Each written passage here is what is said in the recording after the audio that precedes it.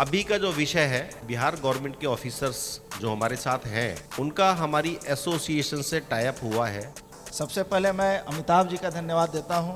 इन्होंने अभी हमारे बिहार के पटना में, बिहटा में हमारे पहले बड़े टॉय मैन्युफैक्चरर के रूप में बिहार में आने का काम किया है। हम वहाँ बैठे नहीं हैं फिर भी, लेकिन हमारा काम हो रहा है। That talks about the ease of doing business that Bihar government is promoting. Bihar राज्य की बड़ी चर्चा होती है, बिहार को लेकर चर्चा करेंगे क्योंकि टॉय बिज़ के मेंबर भी हैं और अमिताभ जी ने बिहार में बिज़नेस की शुरुआत भी की है, टॉयज़ फैक्ट्री लगाने की शुरुआत की है। अमिताभ जी मेरे साथ मौजूद हैं। देखिए, आपने पहले यहाँ अलग अलग राज्यों में बिज़नेस किया होगा, आप बिहार में आप पहुँचे हैं।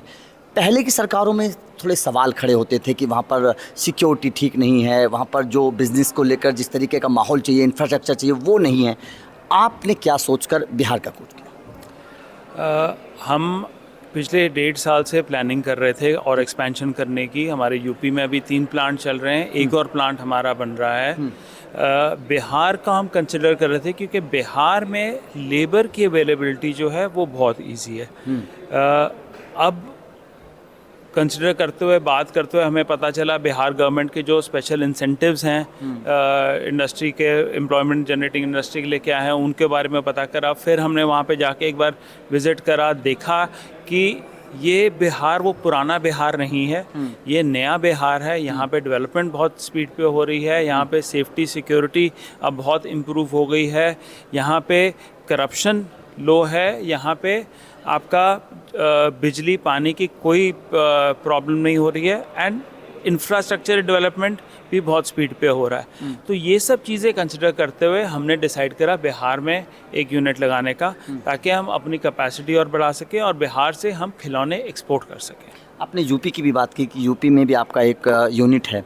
यूपी के माहौल को कैसे देखते हैं आप इस वक्त बिजनेस के हिसाब से? देखिए, हमारे 3 यूनिट हैं नोएडा के अंदर। नोएडा की अलग एडवांटेज है, लेकिन नोएडा में हमारी ग्रोथ उस तरीके से पॉसिबल नहीं है जो हमें दिख रहा है बिहार में। अब अप्रैल में जो नोएडा के अंदर मिनिमम वेज 24% बढ़ा दी गई। अब एक्सपोर्ट ओरिएंटेड इंडस्ट्री के लिए ये बहुत मुश्किल चीज़ है क्योंकि हमारी कंपटीशन चाइना के साथ है, हमारी कंपटीशन वियतनाम के साथ है, इंडोनेशिया के साथ है, जहाँ पे गवर्नमेंट स्पेशल इंसेंटिव्स देती है खिलौने के एक्सपोर्ट के लिए, जो हमारी गवर्नमेंट हमें उस लेवल के इंसेंटिव्स नहीं दे पा रही। तो 24% अगर हमारी वेज बढ़ जाएगी तो हमें कोई और ऑल्टरनेटिव सोचना ही पड़ेगा। इसलिए हमारी ग्रोथ जो है वो यूपी में और पॉसिबल नहीं है, ग्रोथ हमें यूपी के बाहर ही कहीं सोचनी पड़ेगी। आप टॉय बिज़ ऑर्गेनाइजेशन के मेंबर भी हैं। लगातार पिछले सालों से लगातार टॉय बिज़ जो है वो कामयाबी हासिल कर रहा है, लगातार यहाँ पर ऑडियंस बढ़ते जा रहे हैं। कैसे देख रहे हैं आप टॉय बिज़ को और भारत के खिलौने के व्यापार को?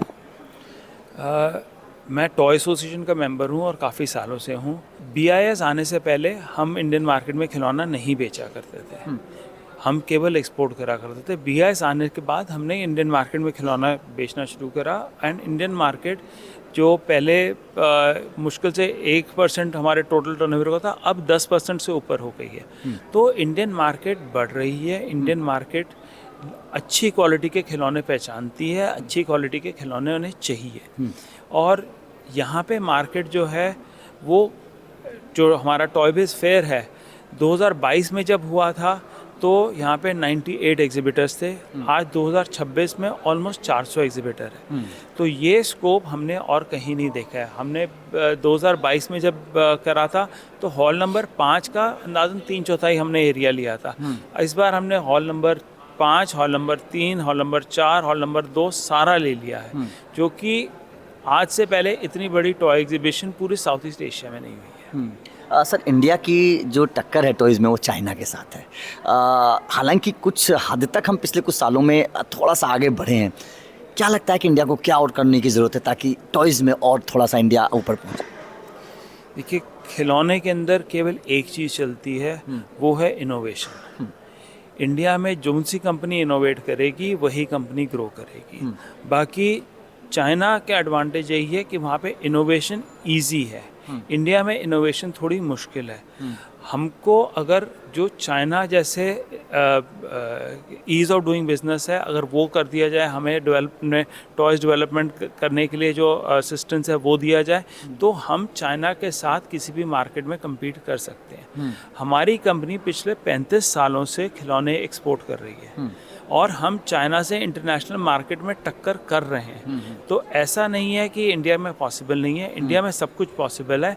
केवल वो जो सोच है हमें वो चाहिए कि किस तरीके से हमने टक्कर करनी है। हाँ, चाइना लीडर है, ये बात माननी पड़ेगी। चाइना के पास जो सप्लाई चेन है वो और कहीं पे नहीं है। हमें भी अपने बहुत पार्ट्स चाइना से लेने पड़ते हैं, कपड़ा चाइना से लेना पड़ता है, क्योंकि सेम क्वालिटी, सेम कंसिस्टेंसी हमें यहाँ पे नहीं मिलती है।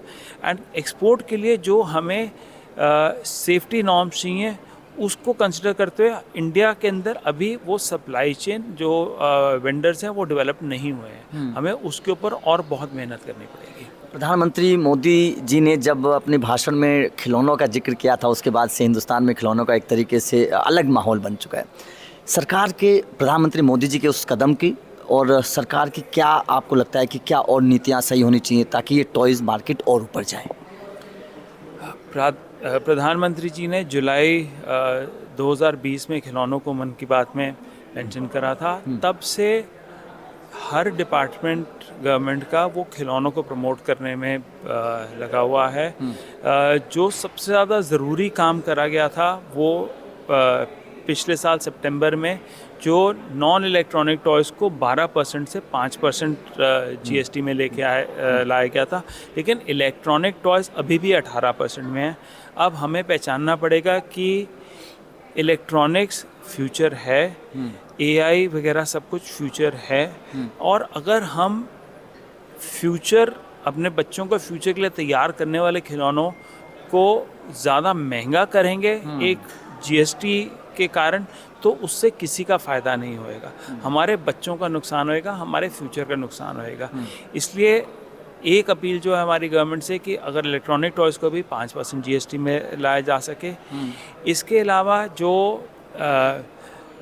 अलग अलग स्टेट्स की पॉलिसीज़ आ गई हैं टॉयज़ को के ऊपर, टॉयज़ को इंसेंटिव देने से, जैसे अभी आपने सुना बिहार के बारे में, वैसे अगर नेशनल पॉलिसी भी अगर कोई आ जाए तो जिन स्टेट, जैसे अभी बात करी मतलब नोएडा के अंदर हमें अब अभी एडवांटेज ग्रोथ का नहीं नज़र आ रहा है, तो हो सकता है नोएडा में भी हमें कुछ एडवांटेज नज़र आ जाए यहाँ पे इन्वेस्ट करने का, यहाँ पे ग्रो करने का। बिल्कुल, thank you very much sir, thank you very much. उम्मीद करेंगे कि जैसे अमिताभ सर ने बताया कि अगर सरकार, केंद्र सरकार भी इस तरीके की कोई नीतियाँ बनाएगी तो जाहिर तौर पर ये टॉयज़ मार्केट जो है वो थोड़ा सा और ऊपर जाएगा और बूम पकड़ेगा। तो खैर देखते हैं क्या केंद्र सरकार अमिताभ जी की इस बात को सुनती है। Thank you very much sir.